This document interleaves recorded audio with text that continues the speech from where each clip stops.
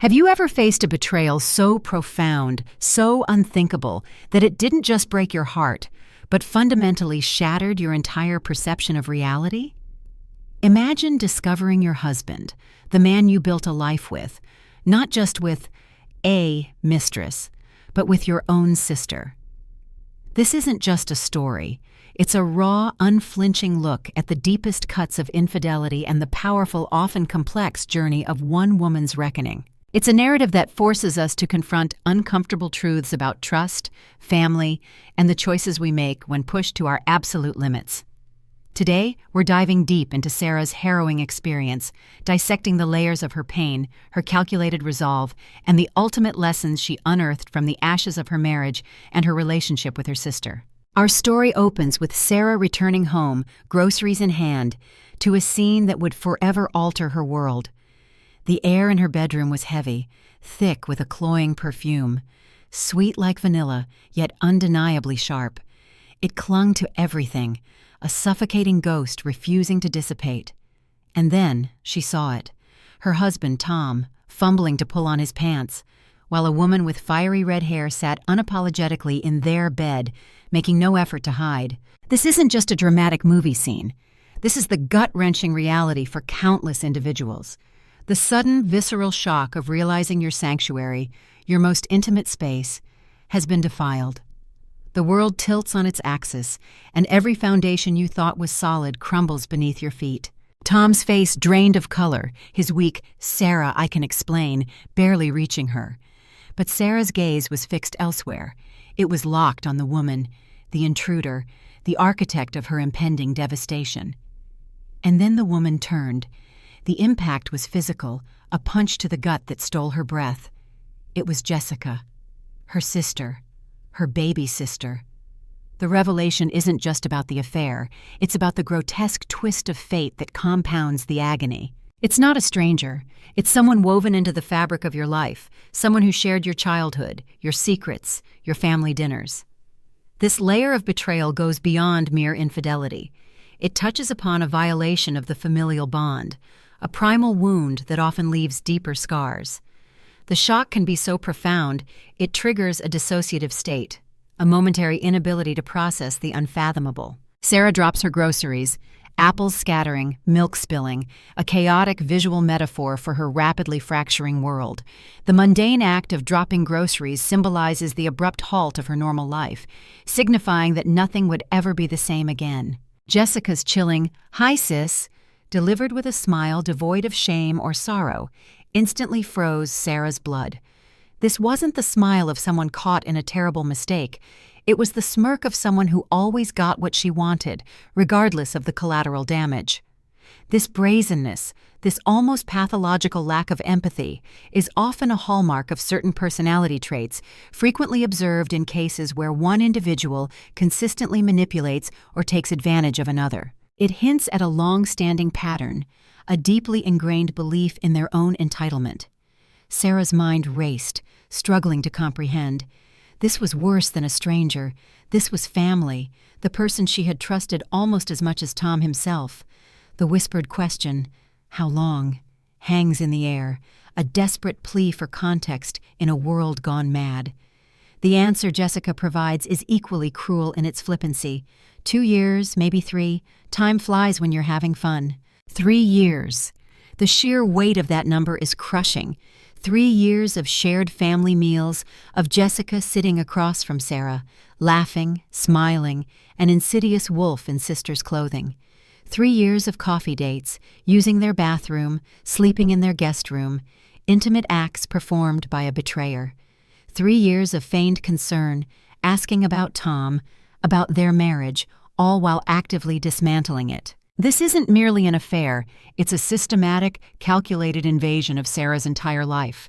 It highlights the insidious nature of betrayal when it comes from within, when the enemy has had full access, observing your vulnerabilities, noting your routines, and slowly, deliberately unraveling the tapestry of your existence. This level of deception demands a psychological toll far greater than a fleeting, anonymous infidelity. Tom's timid attempt to interject, "Sarah, please," is met with a firm, silencing hand. The quiet, controlled instruction, "Get out!" quickly escalates into a guttural scream, a primal release of unimaginable pain from a place deep within her she never knew existed. "Both of you, get out of my house right now!" Tom, the weak link, scrambles, but Jessica savors the moment, enjoying Sarah's agony, adding another layer to the cruelty. Her parting shot, "You should probably thank me. Tom was so unhappy. I was just helping him feel better. Isn't that what sisters do?" is a masterclass in manipulative gaslighting. It's an attempt to twist the narrative, to absolve herself of guilt by blaming the victim and perverting the very definition of sisterhood. This isn't just an affair, it's psychological warfare. Left alone amidst the spilled milk, a stark symbol of her shattered domesticity, Sarah cries until there are no tears left. This raw, guttural grief is a necessary stage, a cleansing before the storm. But then a pivot. She cleans the mess, a quiet act of reclaiming her space, her sanity. And then she starts planning. Jessica was wrong about one thing. Sarah did know what sisters do to each other, and she was about to remind Jessica of every lesson she'd forgotten. This transition from passive victim to active agent is critical. It's the moment the mind, having processed the initial trauma, begins to seek not just an end to the pain, but a pathway to justice, or in some cases, retribution. It's a powerful moment of agency. The next morning, Sarah calls in sick, not out of incapacitating grief, but out of strategic necessity. She sits at her kitchen table, a simple cup of coffee and a notebook her only companions. Lists form on the page, outlines of her counteroffensive. Jessica, with her lifelong pattern of entitlement, always believed she was smarter, prettier, better. Sarah was merely the responsible older sister, perpetually cleaning up Jessica's messes. This long-standing dynamic is crucial to understanding the depth of Sarah's resolve. Jessica's biggest mistake was underestimating Sarah, believing her to be weak. This is a common flaw in bullies and manipulators. They project their own insecurities and assume others lack strength. Sarah's first move is calculated, strategic. She scrolls through her phone, past friends and acquaintances, until she finds what she needs. Jessica's boss at the law firm where she works as a paralegal. Then her landlord, her ex-boyfriend, her college friends, a whole network of connections Jessica meticulously curated to project an image of perfection. Jessica wanted to play games? Sarah was about to introduce her to a new level. This isn't random lashing out. It's a methodical dismantling of Jessica's carefully constructed facade. Her opening salvo, a call to Jessica's law firm. "Hi, this is Sarah Chin from Downtown Medical. I'm calling about Jessica Murphy. She's been coming in for treatment, and we've been trying to reach her about some test results, but she's not returning our calls. Her employment verification lists you as her supervisor." The concerned voice on the other end. "Treatment? What kind of treatment? Jessica hasn't mentioned any medical issues," confirms Sarah's shrewdness. With a polite refusal to give specifics due to privacy laws, Sarah drives the point home. "It is important that she comes in. Could you please have her call us right away?" The first genuine smile in 24 hours spreads across Sarah's face. Jessica, obsessed with her health and public image, would be driven mad by questions about mystery medical treatments. This isn't about physical harm. It's about undermining Jessica's carefully cultivated narrative of vibrant health and flawless self-care. It's a psychological jab preying on Jessica's deepest insecurities. Next, Sarah targets Jessica's landlord, Mr. Rodriguez, a man Jessica frequently complained about as being perpetually troublesome. "Hi, Mr. Rodriguez. This is Sarah Murphy, Jessica's sister. I'm so sorry to bother you, but I wanted to give you a heads up. Jessica asked me to call because she's been having some financial troubles lately, and she's worried about making rent on time. She didn't want you to be surprised if the payment was late." Sarah's delivery is perfectly sweet, perfectly innocent. The landlord's response, however, reveals a new, crucial piece of the puzzle. Financial troubles? But she just signed a new lease for the bigger apartment upstairs. Said she got a big promotion at work. Could afford the extra $200 a month. Sarah, feigning concern, says, "I'm sure it's just temporary. But you know Jessica, she's always been bad with money. I just thought you should know." The call reveals that Jessica upgraded her apartment just last month, right around the time Tom started working late more often and emotionally distanced himself from Sarah. This isn't mere coincidence. It suggests a calculated, planned escalation of their affair. This wasn't a spontaneous fling. It was an investment in a new future, built on deception. It's a chilling realization, transforming the betrayal from a momentary lapse into a long-term, deliberate conspiracy. Then her phone rings. It's her mother. "Sarah, honey, are you all right? Jessica called me crying, said you two had some kind of fight." Of course Jessica had called their mother. This was her default setting, her manipulative tactic to garner sympathy and support.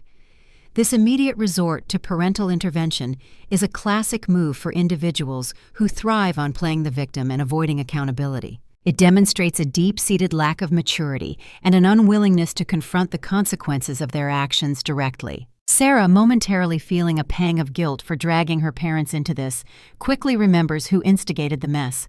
"Mom, I need to ask you something, and I need you to be honest. Has Jessica been asking you for money lately?" A pause. "Well, yes, actually. She said she wanted to make some improvements to her apartment, make it more comfortable." The answer confirms Sarah's fears. $5,000, likely from their retirement savings, used by Jessica to feather her love nest with Tom. This isn't just about an affair anymore. It's financial exploitation, leveraging family relationships for selfish gain. It reveals a pattern of disregard for the well-being of others, even her own parents. Sarah, sickened, instructs her mother, "Don't give Jessica any more money. Okay, promise me." The call ends with a new entry in Sarah's notebook. This wasn't just an affair. It was a premeditated attempt to steal Sarah's entire life. This realization hardens her resolve. This isn't just about personal hurt. It's about defending her existence, her future, and her family from a parasitic sibling. The game has escalated, and Sarah is ready to play. 3 days later, Sarah is sipping coffee across from Jessica's law firm when her phone buzzes. A text from Jessica. "We need to talk. What did you do?" Sarah smiles. Through the window, she sees Jessica pacing, phone to her ear, agitated. Her phone rings. "What the hell did you do, Sarah?" Jessica's voice is high-pitched, angry. "My boss is asking all kinds of weird questions about my health. My landlord thinks I'm broke. And now Mom is calling me crying, asking if I'm in some kind of trouble." Sarah savors the warm satisfaction spreading through her chest. "Sounds like you are in trouble." Jessica, attempting to deflect, begins to talk about Tom, but Sarah cuts her off, her calm voice unnerving Jessica further. "Mad is what you feel when someone cuts you off in traffic. What I feel about you sleeping with my husband for 3 years is something completely different." Jessica, still in denial, claims she and Tom have something special, that it just happened. As Sarah, watching her through the window, delivers a chilling retort. "Don't insult me by pretending this was some kind of accident. You wanted him, so you took him, just like you've always taken everything you wanted from me." This is the core of Sarah's pain, the repeated pattern of Jessica taking what belonged to her. Sarah recounts past betrayals, the stuffed elephant from Grandma, her first high school boyfriend, Danny Rodriguez. "It seems like the same pattern to me," Sarah states. "You see something I have, something that makes me happy, and you decide you want it. The only difference is this time you didn't just take my toy or my boyfriend. You took my husband, you took my marriage, you took my family." The weight of these accumulated offenses is immense. Jessica, now crying, is beginning to feel the walls close in, but Sarah, unmoved, delivers the final blow. "Here's what you didn't count on, Jessica. I'm not a kid anymore, and I'm not going to just let you have what's mine." She hangs up, leaving Jessica to ponder the ominous threat. That afternoon, Sarah drives to Tom's office building. She knows the terrain, having attended countless company parties. She heads straight for Linda, Tom's assistant, a grandmotherly figure who knows everything and has always been fond of Sarah. "Sarah, what a nice surprise. Tom didn't mention you were coming by." Sarah, feigning sadness, explains she wanted to surprise Tom, noting his recent late nights. Linda's face shifts, confirming the late nights, but her discomfort is palpable. "Sarah, honey, can we talk for a minute in private?" In an empty conference room, Linda reveals the painful truth. Tom leaves at 5:30 every day. He hasn't been working late, and a few months ago, she saw him at Antonio's, the fancy Italian place with a redhead. They looked close. The confirmation stings, but it also validates Sarah's suspicions. She gathers the crucial detail. Antonio's, every Thursday night, and thanks Linda, asking her to keep her visit a secret. This isn't about saving the marriage. It's about collecting irrefutable proof. Sarah drives to Antonio's, the very restaurant where Tom used to take her for anniversaries. The hostess, recognizing Mrs. Chin, innocently reveals the full extent of the betrayal. Tom and Jessica are such a sweet couple dining there every Thursday night, their old date night tradition. They even celebrated something last week with champagne. The picture is complete. While Sarah was at home alone, wondering why her husband felt like a stranger, Tom and Jessica were celebrating their affair in a place that held sentimental value for Sarah. The callous disregard, the systematic desecration of their shared history, adds another layer of profound hurt. Back in her driveway, Sarah stares at the house she and Tom built together. The blue front door, the rose bushes, every detail now feels like a lie. A text from Tom. "Working late again tonight. Don't wait up." Sarah types back, "Okay, love you." A hollow lie to maintain her strategic cover. That night, she doesn't sleep. She researches Morrison, Blake, and Associates, Jessica's law firm. Their website boasts integrity, family values, ethical practice. They would not be happy about a paralegal having a long-term affair with a married man, especially one involving financial impropriety or potential use of firm resources. But Sarah needs proof, more than just her word. Her methodical approach reveals a disciplined mind, unclouded by the immediate emotional chaos. She calls Rachel, her best friend since college, and, conveniently, a private investigator specializing in cheating spouses. "Tom's having an affair with my sister," Sarah blurts out. Rachel's stunned silence gives way to a plan. Sarah wants evidence, but not for divorce, not yet. "I need evidence for something else." "What?" "I want to destroy her life the same way she destroyed mine." Rachel, ever the professional, agrees, but with a caveat. Smart and legal. No crazy stuff. Just pictures and documentation. Times, places, how long it's been going on. Sarah's conviction is absolute. She thinks she won, Rachel. She thinks she beat me. I want to show her what losing really looks like. This isn't just about revenge. It's about restoring a sense of justice, a rebalancing of the scales. A week later, Rachel calls. "Sarah, you need to see this." In Rachel's office, a thick folder of photographs and documents awaits. Tom and Jessica holding hands at Antonio's, entering a hotel, kissing in a parking lot. The affair started 2.5 years ago, Rachel confirms. Neighbors at Jessica's old apartment remembering Tom's overnight visits. They moved it to the new place 6 months ago. The timeline confirms Sarah's suspicion of premeditation. And there's more. Jessica has been telling coworkers she's in a serious relationship with a rich guy who's getting divorced. A calculated lie to legitimize her affair. Even more damning, a credit card Tom has been paying, racking up $15,000 in expensive restaurants, clothes, jewelry, money from their joint savings, money Sarah thought was for their future. Then, the cruelest blow, a photograph taken just 3 days ago, the day after Sarah caught them. Tom and Jessica at a jewelry store, Jessica trying on rings. While Sarah was heartbroken at home, Tom was buying Jessica jewelry, perhaps an engagement ring. The image is searing, a testament to the callousness of their betrayal. "Don't be sorry," Sarah tells Rachel, her voice firm. "This is exactly what I needed." Sarah will make sure everyone knows exactly who Jessica Murphy really is. That afternoon, Sarah makes copies of everything. Her first call is to Mr. Morrison, the managing partner of Jessica's law firm. "Mr. Morrison, my name is Sarah Chin, and I need to speak with you about one of your employees, Jessica Murphy. It's regarding a serious ethical matter that could affect your firm's reputation." Mr. Morrison initially tries to dismiss it as a personal dispute, but Sarah skillfully pivots. "Mr. Morrison, your firm represents family law cases, correct? Divorces, custody disputes, that sort of thing. Then you'll want to know that one of your paralegals has been actively helping a married man hide assets from his wife during a long-term affair. I have documentation that shows financial fraud and deception that could implicate your firm if it becomes public." The immediate scheduling of a meeting is a victory.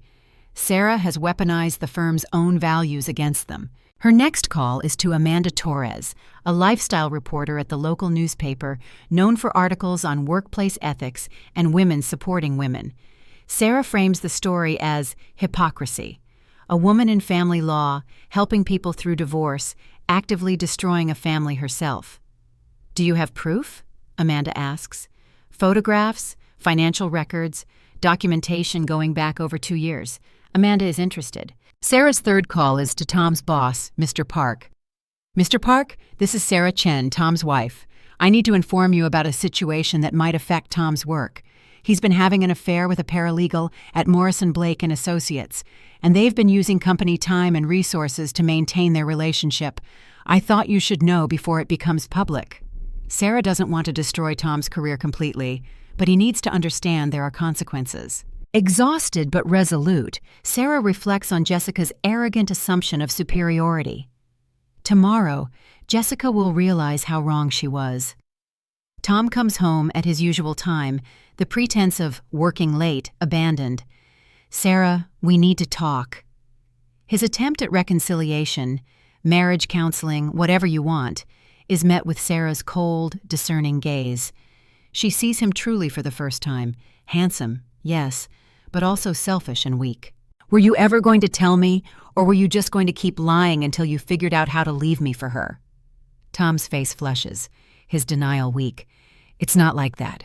Jessica and we never planned for this to happen." Sarah lists her evidence: the jewelry shopping, the new apartment, the money from their savings account. Tom is stunned, she knows. "You made your choice. You chose her. So now you get to live with the consequences." Sarah states simply, "I'm done, Tom. I'm not going to fight for you. I'm not going to beg you to choose me. You and Jessica deserve each other." The only thing Sarah wants is an honest answer. Why her? Why my sister? Tom's confession is brutally honest. "She made me feel exciting, like I was someone special. You made me feel safe, comfortable, but Jessica made me feel alive." Sarah nods. It hurts, but it's the truth. "Okay, then go be alive with her. But Tom, you might want to warn her that tomorrow is going to be a very interesting day." After Tom leaves, Sarah feels an unexpected wave of relief. The marriage is over, and she is free. Tomorrow, Jessica will learn about consequences. The next morning, Sarah, dressed in a professional navy blue suit, arrives at Morrison Blake and Associates. Mr. Morrison, a stern man, examines the photographs. These show her with a married man. "My husband, yes. And here are financial records showing that he's been paying for her expenses, including meals at expensive restaurants during what should have been work hours." Sarah presents co-worker statements, confirming Jessica's lies about being with a man who was getting divorced. Mr. Morrison asks why Sarah is bringing this to him, suggesting it's a personal matter. Sarah's response is powerful.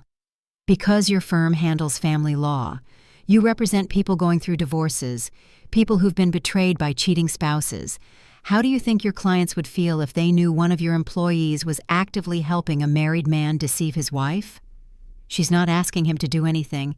She's informing him of a situation that could damage his firm's reputation. The truth has a way of coming out on its own. Next, Sarah meets Amanda Torres at the newspaper office. She lays out the same damning evidence. Amanda, though interested, initially questions if it's news, as affairs happen all the time. Sarah counters, "What if I told you that the woman in question has been lying to her employers, her co-workers, and her family about the nature of the relationship? What if I told you she's been using her position in the legal field to help her lover hide assets from his wife?" Proof of financial deception, credit card statements, bank records, documentation of gifts and meals paid for from joint accounts seals the deal. Amanda asks the crucial question, "Why are you doing this? Most people in your situation would handle this privately." Sarah's answer is raw and deeply personal. "Have you ever had someone you trusted completely betray you? Jessica Murphy isn't just some random woman. She's my sister. She sat at my dinner table, slept in my guest room, and pretended to care about my marriage while she was destroying it. More than that, she works in a field where she's supposed to help families.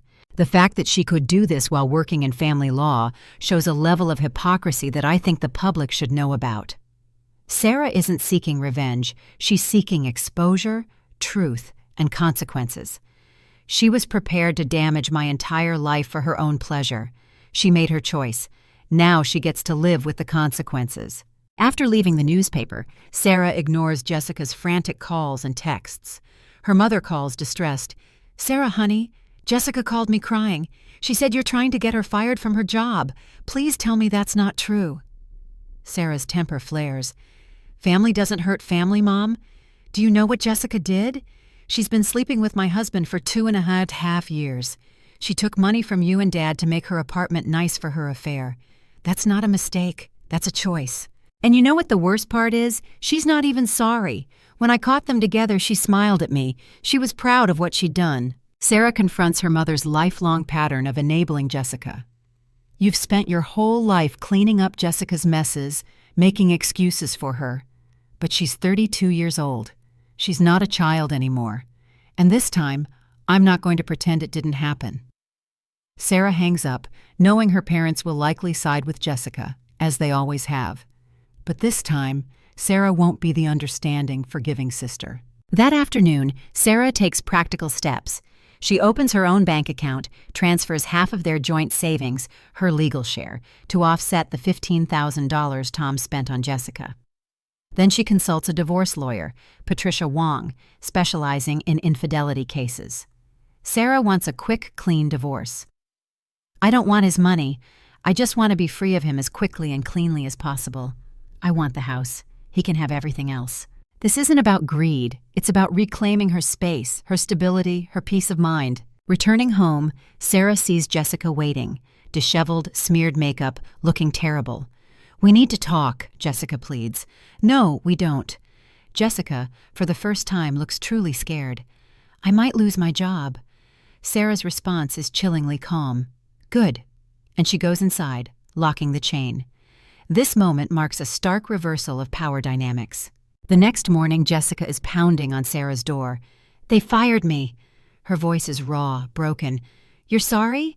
Sarah, you did this. You went to my boss and ruined my life." Sarah maintains her composure. "I told him the truth. What he did with that information was his choice." Jessica, still unable to grasp accountability, calls it jealousy, claiming Tom chose her. Sarah finally cuts to the core. "Jessica, can I ask you something? Do you actually love Tom, or do you just love the fact that he was mine?" Jessica's face drains of color. Sarah explains Jessica's lifelong pattern, wanting what others have, especially if it's Sarah's. The bike, the university, the boyfriend, and finally, Tom. Jessica struggles to articulate anything personal about Tom, proving Sarah's point. "You don't love him, Jessica. You love winning. You love taking something that belonged to me." Jessica, in tears, insists they'll marry, that Tom bought her a ring. Sarah, remembering Rachel's photo, presses her. "Did he give you the ring?" Jessica hesitates. "Not yet. He said he wants to wait until everything is settled with you." Sarah's near pity for her sister turns cold. "And you believed him? Because that's what married men tell their mistresses when they get caught." Sarah pulls out her phone, showing Jessica a text from Tom yesterday, asking about counseling, saying he doesn't want to lose her. Jessica crumbles. "He's been lying to both of us. The difference is I'm not surprised. You should be." Jessica, utterly broken, asks Sarah what she's going to do. "I don't have a job. I can't pay my rent." Sarah almost feels bad, but the almost is key. "You'll figure it out. You always do." Jessica, desperate, asks Sarah to call her boss, to lie. "Please, Sarah, I know I hurt you, but I'm your sister. We're family." The word tastes bitter in Sarah's mouth. "Family? Jessica, do you remember what you said to me when I caught you with Tom? You said I should thank you. You meant every word." "You've been laughing at me for 2 years, thinking you were so much smarter than me, thinking you'd won." Sarah invites Jessica inside, presenting the folder of evidence. Jessica, seeing the meticulously gathered photos and financial records, pales. "You hired a private investigator?" "Yes." And Sarah reveals another layer of Tom's deception. He told Jessica the same lies he told Sarah about their marriage being unhappy, and he told Sarah that Jessica was just a friend from work. Sarah points out the pattern in the financial records. Every time Tom bought you something expensive, it was right after he'd had a fight with me. You weren't his girlfriend, Jessica. You were his way of getting back at me when he was angry. The jewelry store receipt for the ring? The day after Sarah suggested they try to have a baby. He didn't buy you a ring because he loves you. He bought it because he was afraid of commitment to me. Jessica, shattered, finally admits, "You're right. I did enjoy it. Winning, taking something you had and making it mine." Sarah presses, "Why? Why do you need to win so badly?" Jessica's raw, painful confession, "Because you're better than me. You always have been. The only way I could ever be special was to take something that was yours." Sarah feels a flicker of pity, quickly realizing Jessica's insecurity doesn't excuse her actions. "Jessica, you didn't lose everything because I reported you to your boss. You lost everything because you made bad choices." Jessica asks if Sarah will continue destroying her life with the newspaper story. "I'm not destroying your life, Jessica. Your choices destroyed your life. I'm just making sure people know the truth about who you are." Jessica asks if they're not sisters anymore. Sarah's answer is honest. "I don't know what we are anymore." Jessica, on her way out, finally offers a genuine apology. "I am sorry, not just because I got caught, but because I hurt you." Sarah acknowledges it. "I know you are, but sorry doesn't fix this." After Jessica leaves, Sarah experiences a deep, unexpected peace. The storm is over. Tom knows there are consequences. Jessica has learned a brutal lesson. Sarah is free to start over. Amanda Torres calls, confirming the newspaper story will run, and Jessica was terminated for ethical violations. Sarah is ready for the fallout. The newspaper article, "Family Law Paralegal Fired for Affair with Married Client's Husband," is devastatingly factual, professional, and powerful. It details Jessica's hypocrisy, financial deception, and the firm's zero-tolerance policy. Sarah's phone rings constantly, but she turns it off, needing to process the aftermath. Tom reappears, looking haggard. He saw the article. His boss isn't firing him, but he's being transferred to a different department with less responsibility and less pay. "I'm sorry that happened," Sarah says, though a part of her knows it's deserved. Tom blames Sarah for wanting everyone to suffer. Sarah reminds him of his 2.5-year affair, the money spent, the lies. "What exactly did you think was going to happen when I found out?" Tom admits he wanted out of the marriage, that he was miserable, felt trapped. Sarah appreciates the honesty. "But why is he here now?" "Because Jessica turned out to be disappointing?" Sarah asks. Tom admits that when Jessica lost her job, she completely fell apart, begging him to fix things, even threatening to accuse him of forcing the affair if he didn't help her. "She was so different from the woman I thought I knew, desperate and mean and showing you who she really is." He realized he never truly knew her, was in love with the idea of her, the excitement of something new and forbidden. He wants to come back to Sarah, realizing what we had was real. It wasn't exciting or forbidden, but it was honest and solid and safe. Sarah looks at the man she once loved. He looks sincere, remorseful. But it's too late. She reminds him of his honesty about Jessica making him feel alive, and Sarah making him feel safe. "Do you know what you made me feel?" she asks. "Stupid. For 2.5 years I made excuses. I blamed myself. You made me feel like I was failing at the most important thing in my life. And the whole time you were with my sister, probably laughing about how clueless I was." Tom denies the laughter, but his silence confirms it. "Tom, I'm glad you realized that Jessica isn't who you thought she was. But I've realized something too.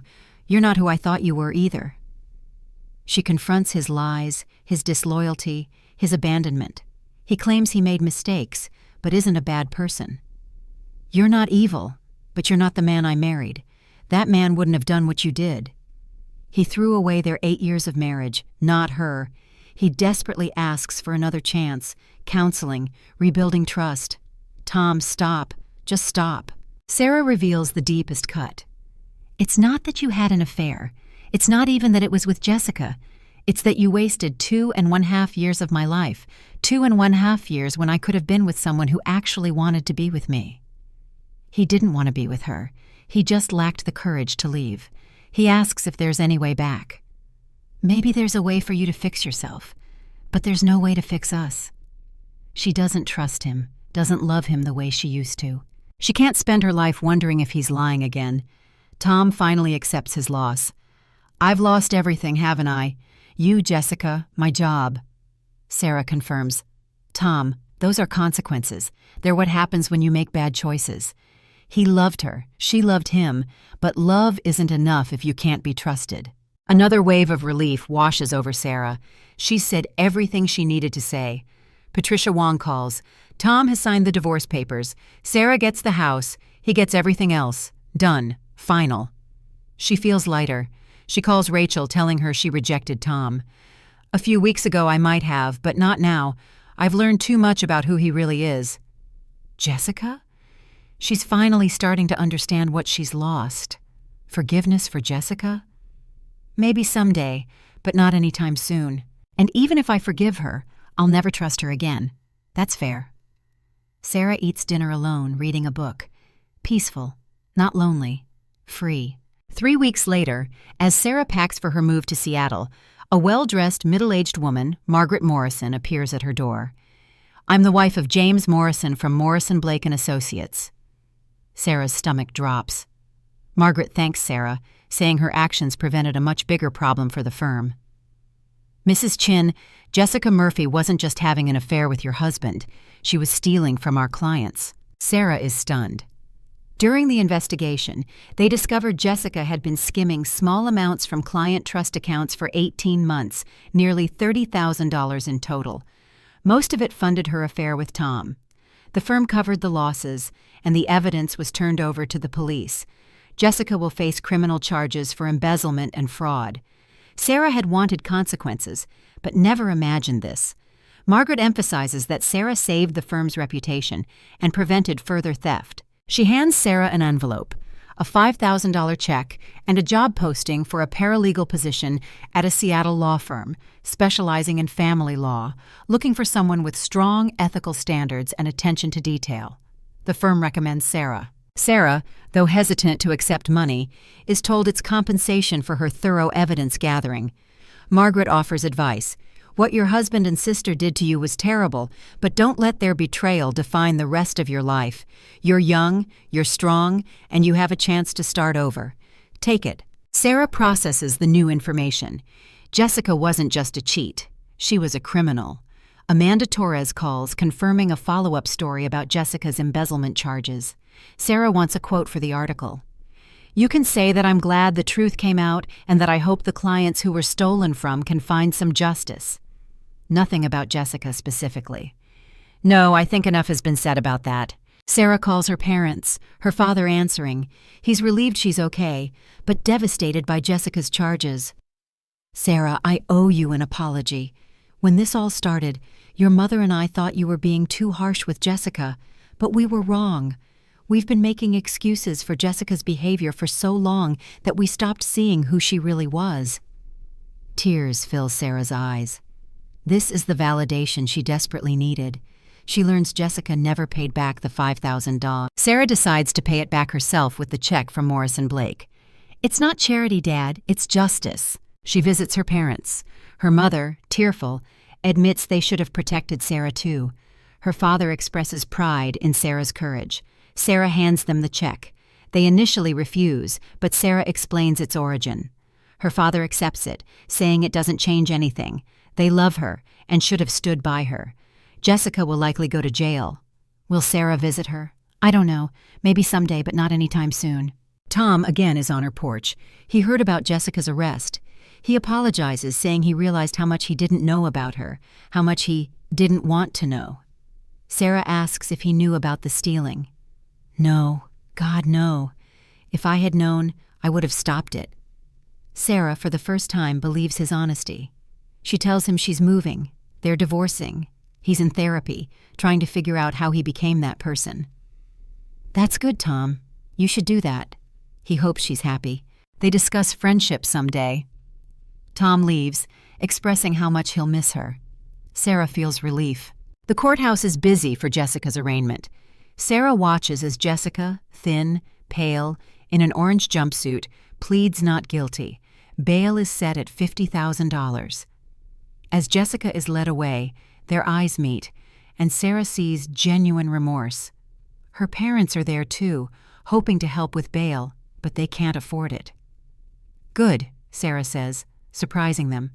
She needs to stay in jail. She needs to understand that actions have consequences.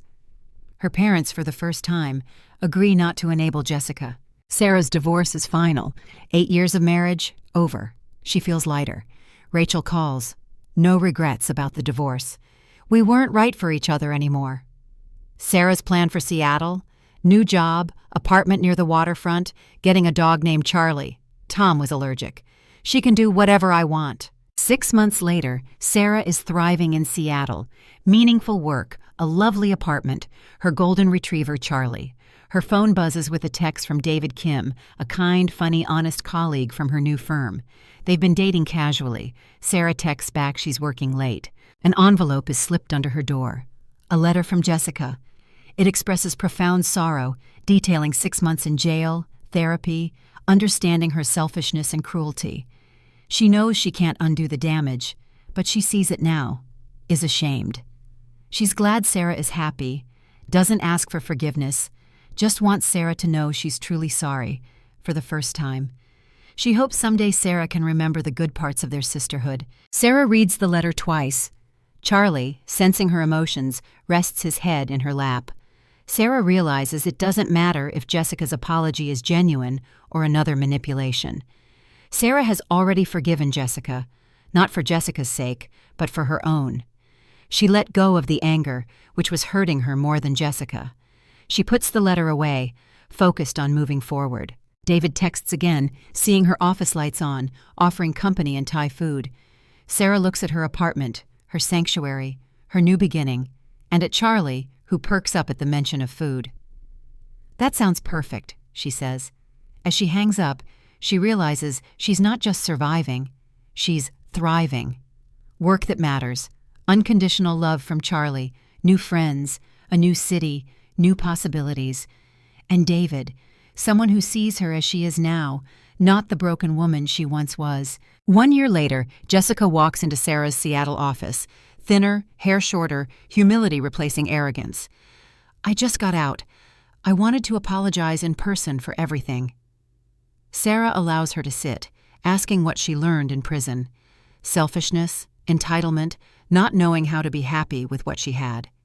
Jessica is in therapy, working at a women's shelter, trying to build a life of helping, not taking. Sarah says she forgave Jessica a long time ago, not because Jessica deserved it, but because Sarah needed to let go of the anger. But forgiveness doesn't mean forgetting. It doesn't mean trusting you again. And it doesn't mean we can go back to being sisters like nothing happened. Jessica understands. Sarah sets clear boundaries. What you did changed me. Those changes are permanent. Jessica hopes for a future relationship. Someday, maybe years from now. Sarah agrees. Maybe, but it would have to be a completely different relationship. And it would take time, a lot of time. Sarah makes it clear her new life, new love, and new purpose are non-negotiable. If Jessica ever lies or manipulates again, we're done forever. No second chances, no explanations, no forgiveness. Jessica agrees. Sarah offers to let Jessica write to her, and maybe, coffee once in a while. Jessica is grateful. Are you happy?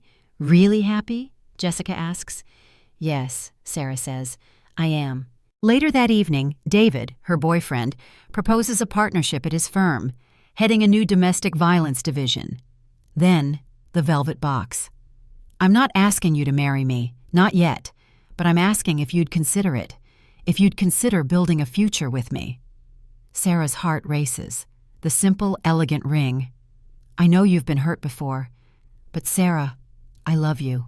I love your strength, your compassion, your determination to turn your pain into purpose. I want to spend my life proving to you that love can be honest and loyal and real. Sarah, tears in her eyes, says, David, I love you too, And yes, I want to consider it. I want to consider everything with you. The ring fits perfectly. One condition, Sarah says. Charlie has to approve. David laughs, saying they have an understanding. Walking home, Sarah reflects on her journey: betrayal, anger, healing, rebuilding. Jessica, Tom, her parents, all learning their own lessons.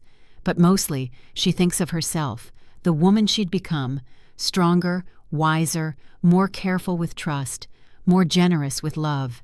She learned that betrayal could be survived, happiness rebuilt, and that the worst thing that ever happened to you didn't have to define your life. Jessica and Tom thought they were winning. But the real winner was Sarah, who lost everything and built something infinitely better from the pieces. As she falls asleep, she feels complete contentment. The most important lesson of all: the best revenge isn't destroying someone else's life. It's building a life so good that their betrayal becomes irrelevant. And that's exactly what she did.